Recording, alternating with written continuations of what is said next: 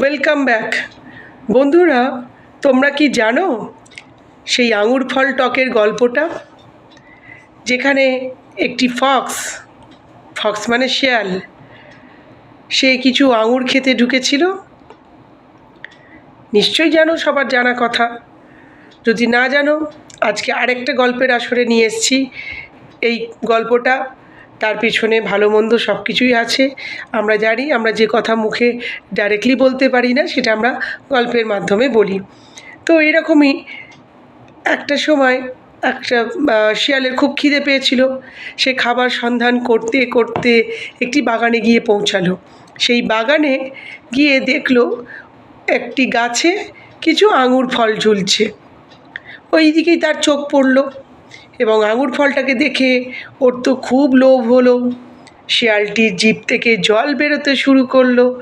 তখন সে ভাবলো, বাহ, কি সুন্দর আর মিষ্টি, আর খুব মনে হচ্ছে বেশ রসালো আঙুর, এগুলো পাকা পাকাই আঙুর হবে, আমি খেতে পারবো।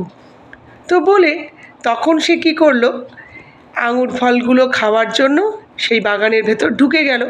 কিন্তু আঙুরগুলো কী হচ্ছিল, দেওয়ালের থেকে অনেকটা, গাছটা অনেকটা উঁচু, সেই দেওয়ালের গা দিয়ে ঝুলছিল, যেখানে শিয়ালটা আঙুরগুলো খাবার জন্য অনেক চেষ্টা করছে, বাট পারছে না। লাফাচ্ছে, একবার লাফাচ্ছে, পারছে না, দুবার লাফাচ্ছে, পারছে না। কনস্ট্যান্টলি সে লাফিয়ে যাচ্ছে কি না আঙুরগুলোকে যাতে ধরতে পারে, ঝোলা আঙুরের থোকাটা নিতে পারে এবং তার ক্ষুধা নিবারণ করতে পারে।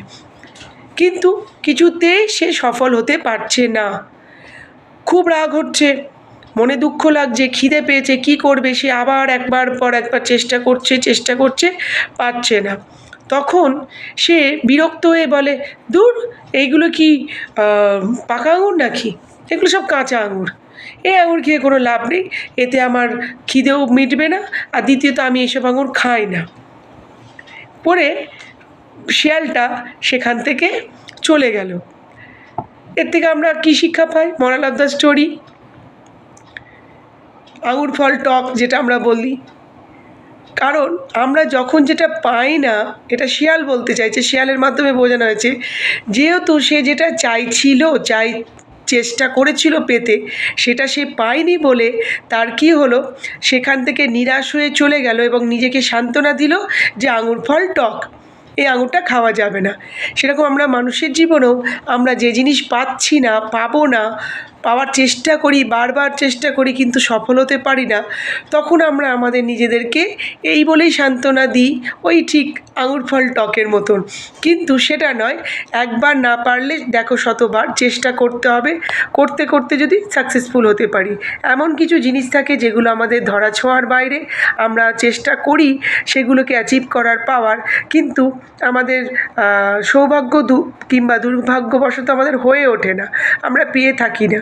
তখন আমরা নিজেদেরকে এই ঠিক শিয়ালের আর আঙুরের গল্পের মতন আঙুর ফল টক এই মনে করে আমরা নিজেদের সান্ত্বনা দিই, নিজেদের না পাওনাগুলোকে, এবং ওই সান্ত্বনা নিয়ে আমরা এগিয়ে চলি সামনের দিকে নতুন কিছু অ্যাচিভ করতে। So let's go.